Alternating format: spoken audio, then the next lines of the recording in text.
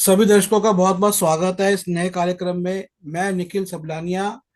आज हमारे साथ अम्बेडकराइट पार्टी ऑफ इंडिया के राजस्थान के अध्यक्ष माननीय दशरथ हिंगोनिया जी हैं, और साथ में झुंझुनू के जो डिस्ट्रिक्ट अध्यक्ष हैं, जिला अध्यक्ष हैं, वो माननीय दुर्गा प्रसाद मीना जी भी जल्द ही आएंगे, ज्वाइन करेंगे हमें।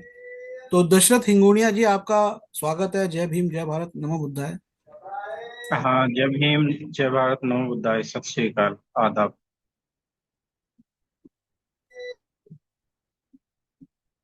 मैं आज आपसे ईवीएम पे चर्चा करना चाहूंगा और आपकी पार्टी का रुख जानना चाहूंगा कि देश के अंदर बहुत ज्यादा ईवीएम को लेकर चर्चा है। कल मैं जी। महाराष्ट्र के डॉक्टर संजय खोपरागड़े जी से बात कर रहा था, उनका एक कार्यक्रम किया। तो उनकी बातों से तो ऐसा लगा कि सब कुछ ईवीएम पे ही, ईवीएम की वजह से ही है, जो कि गैर कांग्रेसी या गैर भाजपाई शक्ति है। ये SC ST OBC माइनॉरिटीज की जो एक कर, मिलकर जो एक दल बनता है, वो दल नहीं आ पा रहा। तो आपको लगता है कि, पहला प्रश्न, कि क्या सच में ईवीएम खराब है, इसमें आपकी पार्टी का क्या रुख है इस पर? और दूसरा, कि क्या केवल ईवीएम खराब होने की वजह से बाकी दल नहीं आ पा रहे आगे? देखिए, बात यह नहीं है कि ईवीएम खराब है या सही है।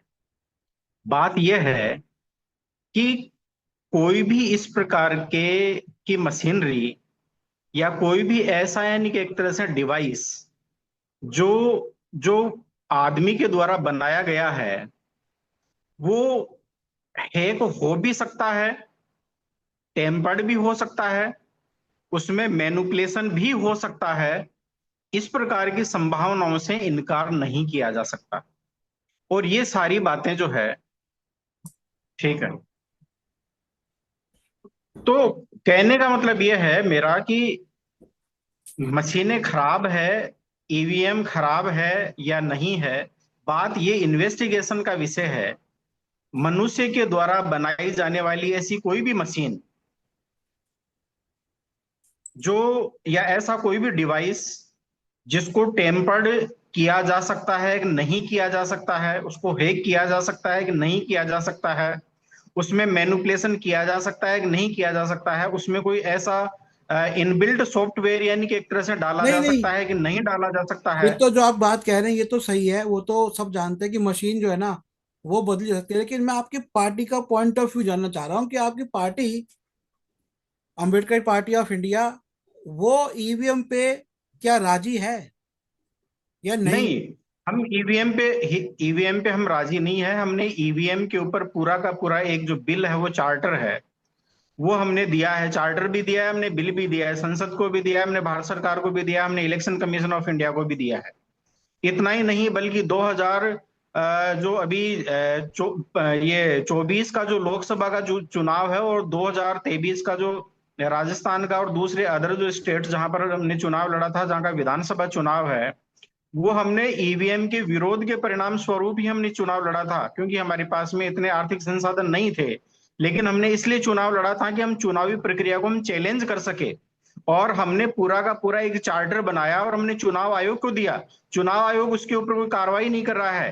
तब फिर हमने जो है उस मैटर को, जो हमने जो हमारे राष्ट्रीय अध्यक्ष श्रीमान विजय मानकर साहब है, उनके माध्यम से हमने नागपुर हाईकोर्ट में जो है, वो उस मुद्दे को जो है हमने चैलेंज किया।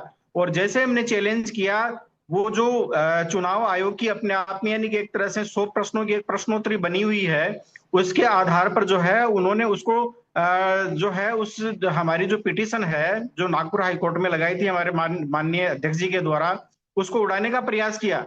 लेकिन रीजॉइंडर के माध्यम से मानकर साहब ने ऐसे चुनाव आयोग की धज्जियां उड़ाई है कि चुनाव आयोग को अभी, यानी कि एक तरह से ना उगलते बन रहा है, ना निगलते बन रहा है। अब वो जो है, ये जो ईवीएम का जो मुद्दा है, वो पूरी तरह से, यानी कि एक तरह से चुनाव आयोग के गले की फांस बन चुका है। लेकिन बड़े मजे की बात यह है कि अब जो नागपुर हाई कोर्ट है, अब वो वहां पर जो न्यायाधीश हैं, जो जजेज हैं, वो बैठ नहीं रहे हैं। वो बार बार छुट्टी पर चले जा रहे हैं। बार बार जो है वो छुट्टी कर रहे हैं कि क्या किया जाए, क्या नहीं किया जाए। तो ये अपने आप में यानी कि एक तरह से बहुत बड़ा जो मुद्दा है वो बन गया है। अब जैसे ही वहां का डिसीजन आता है तो डेफिनेटली यानी कि एक तरह से हमारे फेवर में आएगा, ऐसे में पूरी पूरी संभावना है। और उसके बाद में ये जो मैटर है वो चुनाव आयोग के द्वारा जो है वो सुप्रीम कोर्ट में लेकर लेकर जाया जाएगा, और हम इस मुद्दे के ऊपर सुप्रीम कोर्ट में भी हम जो है वो लड़ाई लड़ेंगे। तो हम तो हमारे स्तर पर लड़ाई लड़ रहे हैं, लेकिन अब बात यह है कि एक्चुअल में यानी कि एक तरह से हमारी जो जुडिशरी है वो भी यानी कि एक तरह से प्रॉपर वे में काम नहीं कर रही है, और बहुत सारी सिस्टम की खामियां हैं। इसलिए ईवीएम का जो मैटर है वो वो जो है उसकी वजह से जो है ये लोग चुनाव जीत रहे हैं। ये जनता की यानी कि एक तरह से जो है ये मंशा है। बहुत सारे राजनीतिक दल, पॉलिटिकल पार्टीज है हमारे जैसी, जो इस बात को मानते हैं कि चुनाव आयोग जो है वो फेयर, फ्री एंड ट्रांसपेरेंट चुनाव नहीं करवा रहा है। तो हम इस बात को मानते हैं। और इतना ही नहीं, मैं एक बात और बताना चाहूंगा निखिल जी आपको। एक्चुअल में हमने अब तक इस ईवीएम को उन ग्राउंड के ऊपर चैलेंज नहीं किया जिसके ऊपर दूसरे अन्य लोग जो है वो वो उन ग्राउंड्स के ऊपर जो है इस ईवीएम को चैलेंज है वो कर रहे थे। हमने चैलेंज इस आधार पे किया है कि देखिए, 2000 का एक जो है साइबर लॉ बना हुआ है, 2023 में टेलीकम्युनिकेशन लॉ बना, उसका कुछ पार्ट है। और आपको मैं ये बताना चाहता हूं कि जो peoples representation act 1951 and conduct rule 1961 के अकॉर्डिंग जो है वो चुनाव है, वो चुनाव आयोग करवाता है। अब अब आप ये बताइए कि जब चुनाव आयोग को पीपल्स रिप्रेजेंटेशन एक्ट 1951 के और कंडक्ट रूल के अनुसार करवाना है, तो ये ईवीएम कहां से आ गई? तो ईवीएम अपने आप में यानी कि एक तरह से एक तो ये गलत है। दूसरी बात, कोई भी ऐसा डिवाइस या कोई भी यानी कि एक तरह से ऐसी मशीन जिसमें लैपटॉप, कंप्यूटर उसका इस्तेमाल होता है, तो उसको यूज करने के लिए वहां पर जो है टेलीकम्युनिकेशन लॉ लागू हो जाता है, साइबर लॉ है वो लागू हो जाता है। और साइबर लॉ के और टेलीकम्युनिकेशन लॉ के तहत उनको चलाने के लिए कई प्रकार के जो है वो लाइसेंस की जरूरत होती है। तो क्या इनके यानी कि एक तरह से जो है जो चुनाव आयोग जो है जो अपनी मशीनों को बता रहा है कि ये है केबल नहीं है, इनमें ये जो है कोई प्री लोड जो है इसमें कोई सॉफ्टवेयर नहीं डाला जा सकता है, इनबिल्ट नहीं किया जा सकता, और वो सॉफ्टवेयर अपने आप यानी कि एक तरह से काम करने के बाद में समयबद्ध तरीके से अपने आप भी उसमें डेस्ट्रॉय हो जाए, इस बात की पूरी पूरी संभावनाएं हैं और इन बातों से कोई नहीं नकार सकता। लेकिन उसके बावजूद भी चुनाव आयोग से जब बार बार इस बारे में प्रश्न पूछा गया और उनसे उनको हमने जब लेटर दिया तो उन्होंने कोई जवाब नहीं दिया।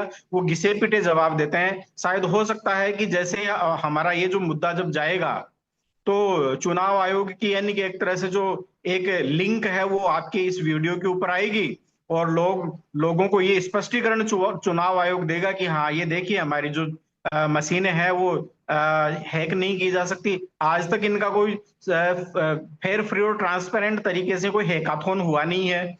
इन्होंने इंजीनियर्स को, जो कंप्यूटर इंजीनियर्स हैं, जो साइंटिस्ट हैं, जो आईआईटीएन है, उनके सामने खुले रूप में कभी यानी कि एक तरह से इन्होंने अपनी ईवीएम को रखा नहीं है। और फिर ये चुनाव आयोग ऐसा कैसे कह सकता है कि हमारी जो ईवीएम है वो हैक नहीं हो सकती? ये भैया मतलब एक तरह से आपने अपने अपनी एक पूर्व धारणा बना रखी है कि नहीं ऐसा हम हो ही नहीं सकता। तो भाई तुमने पूर्व धारणा बना रखी है तो फिर यानी कि एक तरह से उसका कोई समाधान कैसे कोई निकल सकता है?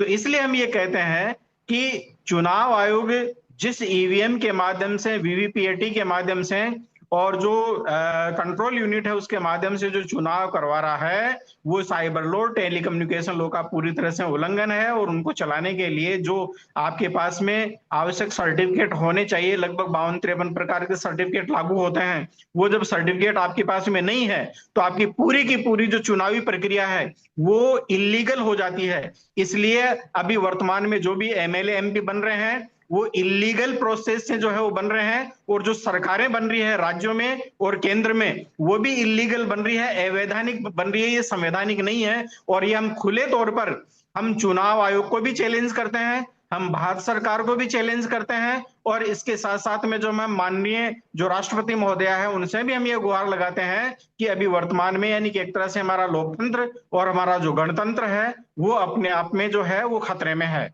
और इसलिए हम भी इस बात को ये मानते हैं कि वर्तमान चुनाव प्रणाली है, वर्तमान चुनावी व्यवस्था है, वो फेयर, फ्री और ट्रांसपेरेंट नहीं है।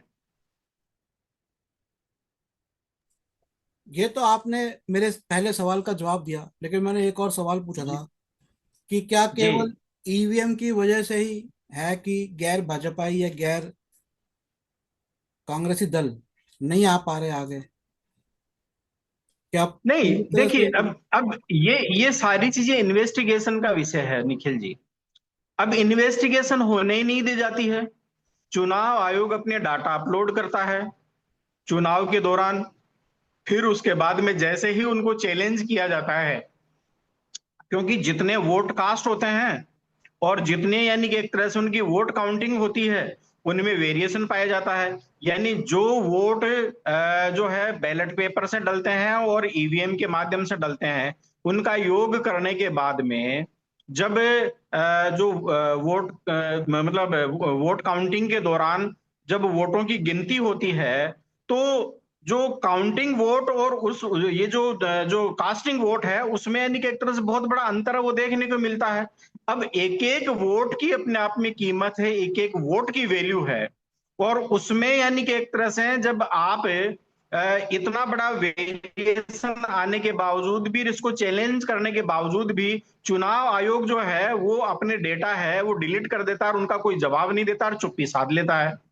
तो ये अपने आप में यानी कि एक तरह से जो है ये सही नहीं मान सकते, और हम इसको गलत मानते हैं, और शायद कहीं ना कहीं पर ये वर्तमान में हो सकता है कि अगर इन्वेस्टिगेशन हो सही, फेयर, फ्री और ट्रांसपेरेंट तरीके से, यदि निष्पक्ष जांच हो, तो ये तथ्य सामने आ सकता है कि वाकई में यानी कि एक तरह से जो हो सकता है कि ये अभी वर्तमान में भाजपा हो या फिर और दूसरी अन्य जो सरकारें हो, ये ईवीएम की बदौलत ही बन रही हो।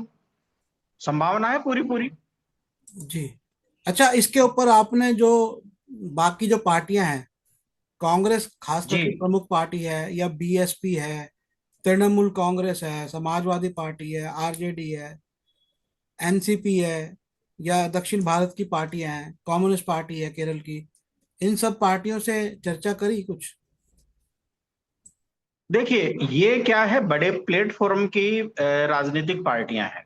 हालांकि हमने हमारे सार्वजनिक मंचों के माध्यम से, हमने सामाजिक जो मंच है उनके माध्यम से, हमने राजस्थान लेवल के ऊपर हमारे यानी कि एक तरह से जो भी प्रबुद्ध लोगों के साथ में हमारी जब जब भी मीटिंग होती है, हर बार ईवीएम का जो मुद्दा है उसमें प्रमुखता से जो है वो उठता है।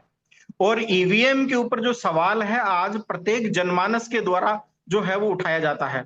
आज यदि भारत में जनमत संग्रह करवाया जाए कि ईवीएम से चुनाव होना चाहिए या नहीं होना चाहिए, तो मैं ये दावे के साथ मैं कहता हूं कि जो तथाकथित यानी कि एक तरह से सो कॉल्ड जो ईवीएम के जो समर्थक और उस पार्टी के जो समर्थक जो लोग हैं, उनको छोड़कर 70% से ज्यादा जो लोग हैं वो ईवीएम के खिलाफ वोट करेंगे। यानी आप ये मान के चलिए कि 25% से ज्यादा जो लोग हैं वो ईवीएम के समर्थक नहीं निकलेंगे, 75% से ज्यादा जो लोग हैं वो ईवीएम के जो विरोधी निकलेंगे। लेकिन उसके बावजूद भी मजे की बात यह है कि जब भी कोई भी यानी कि एक तरह से व्यक्ति ईवीएम के खिलाफ जब आवाज उठाता है, तो उस आवाज को कुचल दिया जाता है।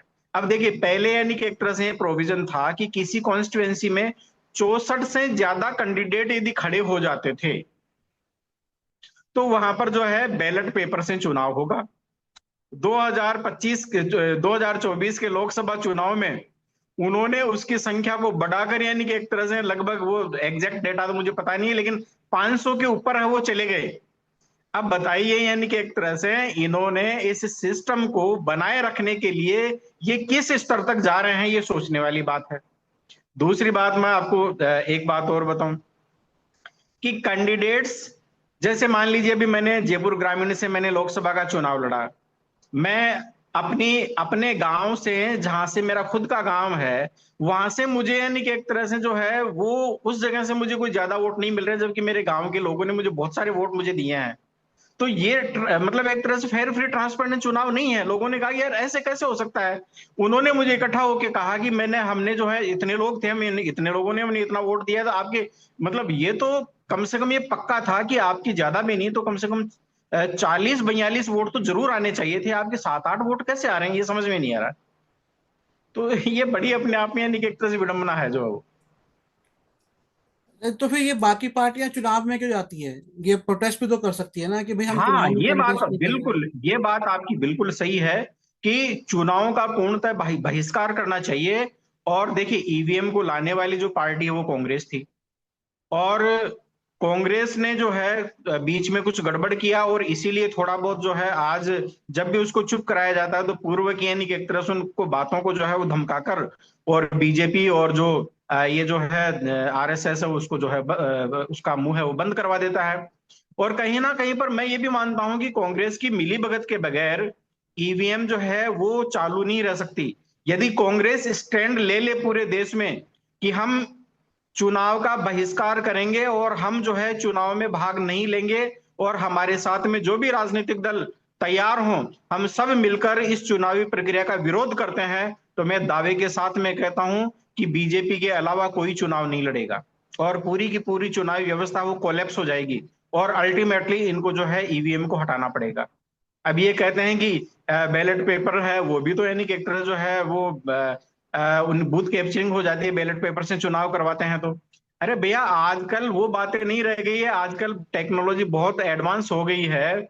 अब बूथ कैप्चरिंग वगैरह जो है वो नहीं हो सकती। बूथ कैप्चरिंग से ज्यादा तो वो चोरी है, जिसमें यानी कि एक तरह से जिस तरीके से यानी कि एक तरह से ये लोग जिस लेवल के ऊपर ये जो बदमाशियां करते हैं वो ज्यादा अपने आप में यानी कि एक तरह से घातक हो गई आज के टाइम पर तो जो है वो। नहीं, लेकिन जो आप बूथ कैप्चरिंग की बात कर रहे हैं, तो अभी हाल ही में एक उपचुनाव हुए थे उत्तर प्रदेश में। जी। वो उपचुनाव के अंदर समाजवादी पार्टी ने रिकॉर्डिंग करी थी और ये दिखाया था हम्म।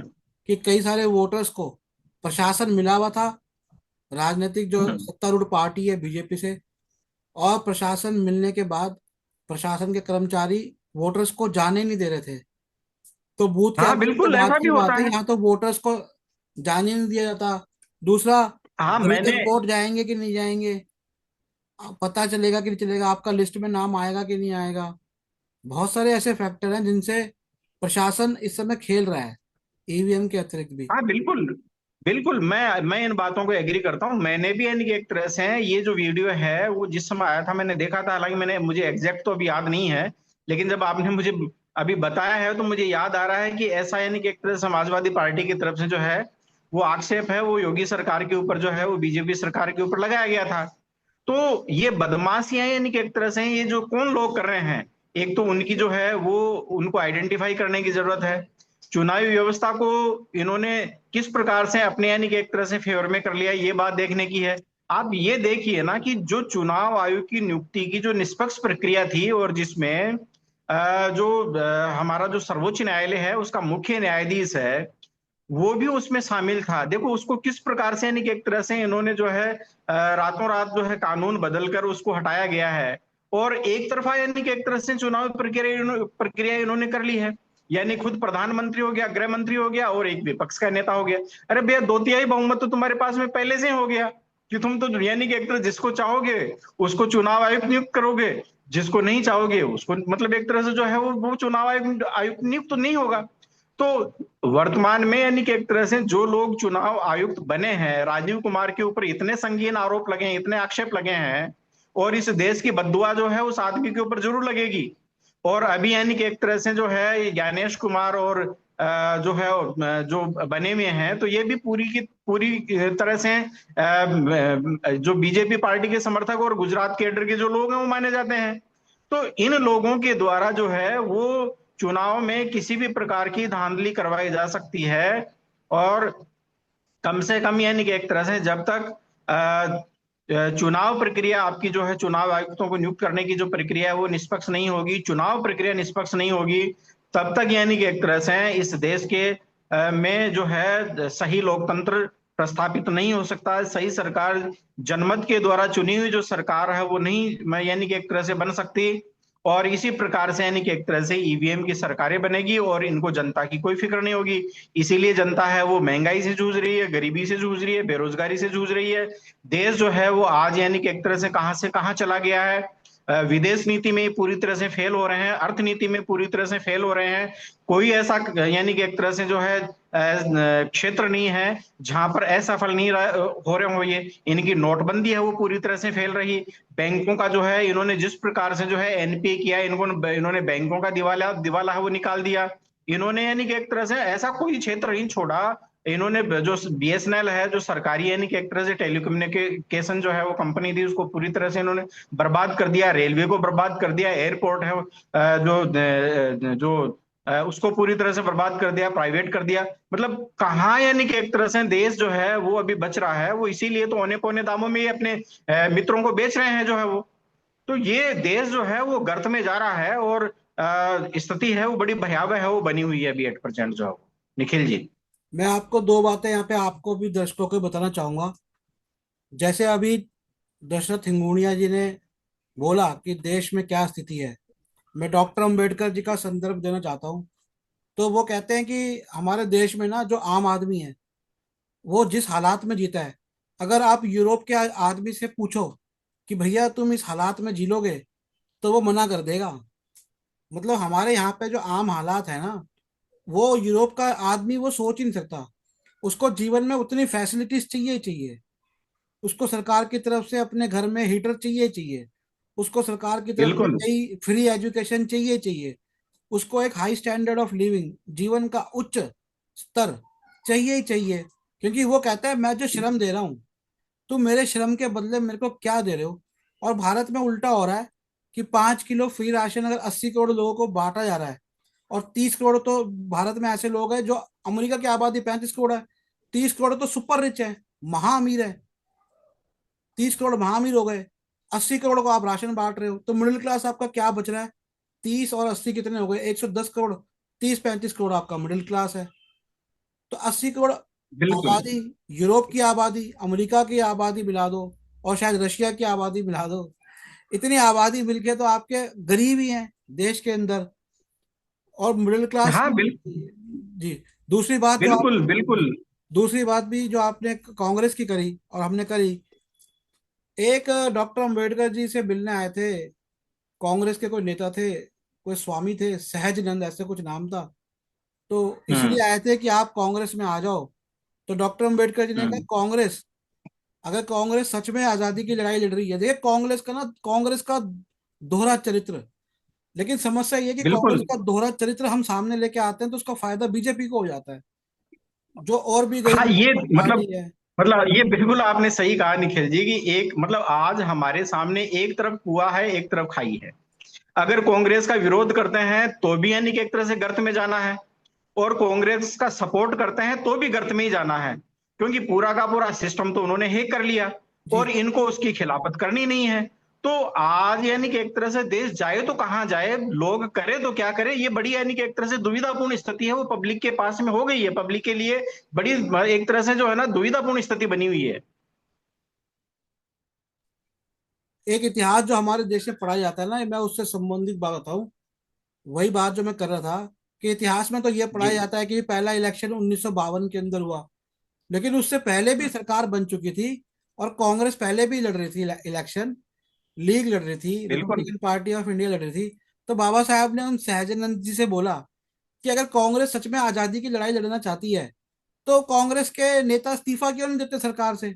तो आज वही प्रश्न है हम्म कि अगर सभी ये कह रहे हैं कि भैया ईवीएम की समस्या है, बैलेट पेपर पे आओ, तो अगर कांग्रेस आगे बढ़ के हम्म कह दे कि भाई हम तो नहीं लड़ेंगे चुनाव, कोई भी चुनाव में हम हिस्सा नहीं हम्म लेंगे, तो फिर कैसे हम्म। हो जाएगा कि बाकी सारी पार्टियां कांग्रेस के साथ आ जाएगी, और कांग्रेस अपने आप में सेवेंटी सबका। परसेंट से निखिल जी मैं ये कह रहा हूं कि 70% से ज्यादा पॉपुलेशन है वो बगावत कर देगी। और बल्कि 70% से ज्यादा जनता नहीं, बल्कि मैं ये कह रहा हूं कि 90% से ज्यादा जनता है वो बगावत कर देगी। वो 10% लोगों का तो मैं नहीं कहता, लेकिन 90% से ज्यादा जो पब्लिक है वो बगावत कर देगी इस सिस्टम के खिलाफ, इस व्यवस्था के खिलाफ। 20% लोग वो बीजेपी के इसलिए साथ हो जाते हैं क्योंकि उनको किसी ना किसी प्रकार का या तो कोई स्वार्थ है या फायदा लेना है। ये वो लोग हैं जो यानी कि एक तरह से इस व्यवस्था की कमजोरी के कारण वो उनके साथ है। जब कांग्रेस यदि खिलाफत पर उतर जाए तो 90% जो पब्लिक है वो पूरी की पूरी इस सिस्टम के खिलाफ खड़ी हो सकती है। लेकिन कांग्रेस यानी कि एक तरह से ऐसा करेगी, ये अपने आप में एक बहुत बड़ा प्रश्न चिन्ह है। नहीं, कांग्रेस ऐसा नहीं करेगी, क्योंकि कांग्रेस खुद पूंजीपतियों की पार्टी है। अब यदि कांग्रेस हर जगह से हट जाती है और बीजेपी फिर सीधी पूरी तरह से सत्ता में आ जाएगी, तो वो जो पूंजीपति जो आज कांग्रेस का साथ दे रहे हैं वो तो साथ छोड़ के भाग जाएंगे। इसलिए कांग्रेस अपने अस्तित्व, बिल्कुल कांग्रेस अब सिर्फ, और मुझे लग रहा है कांग्रेस, मैं सच कह रहा हूँ, मुझे लग रहा है कांग्रेस आ ही नहीं सकती इतिहास में दोबारा। क्योंकि ये तो ब्रिटिश इनको बिठा गए, पहली गवर्नमेंट ब्रिटिश बना के चले गए। उस टाइम पे, ब्रिटिश टाइम पे इन्होंने सरकारें बना ली, 2-3 सरकारें बना ली। और पहले चुनाव में हम्म। इनको 50% वोटिंग भी नहीं मिली। 30 सालों के अंदर वो, डैडी ने अपनी बेटी को बिठाया, बेटी ने अपने बेटे बिल्कुल को बिठाया। इनके पास तो कोई लीडरशिप ही नहीं रही। और अगर बिल्कुल सही है, बिल्कुल। नरेंद्र मोदी जी के आगे, नरेंद्र मोदी जी सरकारी स्कूल के पढ़े हुए, उनके पिताजी चाय बेचते थे, उनके आगे राहुल गांधी इंडिया के टॉप स्कूल सेंट कोलंबस से पढ़े हुए फेल हो गए। 25 साल से वो कुछ कर ही नहीं पा रहे। मतलब कांग्रेस, वो कहते हैं ना कि मेरे को नहीं दिखाती मीडिया, ये सब झूठ बोलते हैं वो। 50 तो यूट्यूब पे चैनल होंगे, जितने भी लोग बीजेपी का जो बोलते हैं, जिनको बीजेपी बैन करती है, ये सब की फंडिंग कांग्रेस से आ रही है। सारे न्यूज चैनल जो है, बड़ी बड़ी नहीं, कंपनियां हैं, वो जो देखिए, बजाज। नहीं, ये दोनों पार्टियों की बिल्कुल निखिल जी ये मिलीभगत। आप देखिए, पहले बीजेपी ने अपने अलग अलग जगह पर अपने भव्य कार्यालय बनाए, है ना। अभी कांग्रेस सत्ता में नहीं, विपक्ष में है, लेकिन कांग्रेस के भी कार्यालय बन रहे हैं, साढ़े भव्य तीन सौ कार्यालय करोड़ बन रहे रुपए हैं। तो साढ़े तीन तो सौ करोड़ ये रुपए का इनके, कार्यालय बना है। हाँ, तो इनके पास में फंडिंग, यानी कि एक तरह से इनके वो पास में कम तो से पैसा कम आ रहा है। 1,000 करोड़ रुपए का होगा, वो जो 350 करोड़ का बता रहे हैं। हाँ, वो 350 करोड़ का तो बता रहे हैं। उसकी तो तो जमीन ही नहीं इनके होगी पास में उतने की तो। फंडिंग, उतने की हाँ, तो तो जमीन ही नहीं फंडिंग तो होगी। इनके पास में आ रही है, इन लोगों के पास में, कांग्रेस के पास में भी आ रही है, बीजेपी के पास में भी आ रही है। और देखिए, ये इन और वो दोनों की, फंडिंग मैं पब्लिक की है, दोनों को, वो फंडिंग पब्लिक की है। लेकिन वो पब्लिक की हाँ, फंडिंग, पैसे तो अल्टीमेटली सब पब्लिक की मेहनत से बने हैं ना। लेकिन उसको वो ये नहीं नहीं, कह रहे ये, कि हम ईवीएम से चुनाव सर, करना इसको कुछ। इसको इसको मैं निखिल जी पब्लिक फंडिंग भी नहीं कहता, ये कारपोरेट फंडिंग है। नहीं, ये कॉर्पोरेट के कारपोरेट पास फंडिंग तो दोनों की पैसा मिली मेहनत भगत से, से। लोगों की तो मेहनत से हाँ, बनता है ना पैसा तो। कॉर्पोरेट का हाँ, तो कोई बिल्कुल इंसान बिल्कुल नहीं है, काम तो इंसान ही करते हैं ना। चाहे कॉर्पोरेट क्या होता है, वो तो कंपनी है, बिल्कुल। नॉन एंटिटी है वो तो। उसके थोड़ी ना हाथ पैर है, उसके हम्म। थोड़ी ना दिमाग चलता है कोई। वो तो पेपर पे लिखा हुआ एक दस्तावेज है। बिल्कुल बिल्कुल। तो ये व्यवस्था जो है, सिस्टम है, वो इन्होंने हाईजेक कर रखा है। एक्चुअली भारत में यानी कि एक तरह से दो प्रकार की पार्टियां हैं, एक भगवा है और एक तिरंगा है सर। अब भगवा की जो लीडरशिप है वो आप देख लीजिए किन लोगों के हाथ में है, और जो तिरंगा जो पार्टी है इसकी लीडरशिप आप देख लीजिए किन लोगों के हाथ में है। और ये दोनों एक दूसरे के खिलाफ लड़ने का नाटक जरूर करते हैं, एक दूसरे के खिलाफ ये मानते हैं कि यानी कि एक तरह से ये जानू दुश्मन है। लेकिन वास्तविकता ये है निखिल जी कि जब एक के ऊपर संकट आता है तो दूसरा इनको बचाने के लिए आगे आ जाता है। और ऐसा इतिहास में एक बार नहीं कई बार हुआ है। मैं आपको राजस्थान का उदाहरण बता देता हूं। बीजेपी हनुमान है, ये, बीजेपी कांग्रेस हाँ, की हनुमान है, बीजेपी कांग्रेस की हनुमान है। हाँ, बिल्कुल राहुल बिल्कुल। गांधी राम है, मोदी जी 2020, हनुमान है। बिल्कुल, जा रहे हैं उनके पीछे 2020, पीछे। कोई 2000, कोई कोई 2020 में डूंगरपुर, कोई गांधी परिवार पे डूंगरपुर में, किसी पे किसी का कोई प्रॉपर्टी जब्त नहीं हुई, किसी कांग्रेस के नेता की, कोई बड़े नेता की नहीं हुई। छोटे छोटे नेताओं के यहाँ पे छापे पड़े हैं। हाँ, बिल्कुल ऐसा ही होता है, बिल्कुल यही होता है। 2025 20 में डूंगरपुर में जो पंचायतों के चुनाव हुए थे उसमें जिला परिषद में उस समय बीटीपी पार्टी थी। बीटीपी पार्टी का जो सांसद है वो, सॉरी, जो पार्षद है, जो जिला सदस्य मेंबर है, उनकी संख्या एक कम थी। और बीजेपी और कांग्रेस की दोनों की संख्या मिलाकर वो एक ज्यादा थी, यानी कि उसकी 14 संख्या, इन दोनों की मिलाकर 14 थी, और इनकी संख्या 13 रह गई बीटीपी की जो है वो। अब आप देखिए कि कांग्रेस को समर्थन जो है वो बीटीपी ने दे रखा था, लेकिन उसके बावजूद भी कांग्रेस ने बीटीपी को यानी कि एक तरह से जिला प्रमुख बनाने के लिए सपोर्ट नहीं किया, कांग्रेस ने सपोर्ट किया बीजेपी को। तो अब आप देख लीजिए कि उस समय तो जो सरकार भी अशोक गहलोत की कांग्रेस की सरकार थी, उस सरकार में भी कांग्रेस ने बीजेपी को सपोर्ट किया है। तो अब आप देख लीजिए कि इनकी यानी कि एक तरह से जो है वो नीति क्या है इनका चाल चरित्र और चेहरा है वो कैसा है, तो ये बातें सामने आ जाती हैं। अशोक गहलोत तो जी के तो कांग्रेस और स्टेटमेंट से बीजेपी पता लग गया दिखाने था। के लिए अलग अलग है, वो दोनों एक ही है सर। वो वसुंधरा राजे जी की तारीफ करने लग गए थे।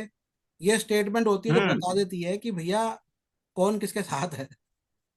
हाँ बिल्कुल, वो पता लग जाता है, सही बात है। खैर, तो ये थे मेरे तो साथ डॉक्टर दशरथ हिंगोनिया जी। जो आज हमारी चर्चा थी वो ईवीएम के ऊपर थी। दर्शकों को समझ में आया होगा कि जो ईवीएम है, तो ये सेकंड दूसरे ऐसे व्यक्ति हैं। पहले मैंने महाराष्ट्र के डॉक्टर संजय खोब्रागडे जी से बात करी, उनकी भी यही बात निकल के आ रही थी कि ईवीएम समस्या है। और अब जैसा कि डॉक्टर दशरथ हिंगोनिया जी ने बताया, तो कहीं ना कहीं सब दल ये बात मान चुके हैं, क्योंकि ईवीएम आराम से हैक हो सकती है। आपको मैं सबको दर्शकों को बताना चाहूंगा, आपके घर में एक इंडक्शन आजकल चलता है, आप देखिए कि वो इंडक्शन कितने आराम से जो है ना वो इधर उधर हो जाता है। बड़ी सा आपके हाथ में जो डिजिटल घड़ी पहनते हैं, वो कभी भी गलत टाइम दिखाने लगती है, कुछ भी हो जाता है ना। इलेक्ट्रॉनिक डिवाइस तो ऐसे होते हैं, मोबाइल फोन है, अभी चल रहा है, अभी बंद हो जाएगा, अपने आप चलने लगेगा कई बार। तो ये तो बहुत आराम से। और एक डॉक्यूमेंट्री फिल्म है पुरानी, हैकिंग द डेमोक्रेसी, जो अमेरिका में बनी थी, कि अमेरिका में एक पेन ड्राइव के जरिए ईवीएम से कैसे जो है वो मत यहाँ से पेन ड्राइव डाली और इधर वो जो है ना मत चेंज हो गए। तो और कनाडा में और कई देशों में, कई विकसित देशों में पेपर पे ही जो है वो वोटिंग होती है। दूसरा एक बात मैं और सब दर्शकों को कहना चाहूंगा कि अपना वोटर आईडी कार्ड जरूर बनवाइए। मैं आपको एक डॉक्टर अंबेडकर जी का उदाहरण देना चाहता हूँ कि डॉक्टर अंबेडकर जी एक बार साउथ बॉम्बे से जब खड़े हुए, उन्होंने बताया, तो वहां पे जो डॉक्टर अंबेडकर जी के अनुयायी थे उनकी जनसंख्या थी 8,000 और बाकियों की थी 48,000।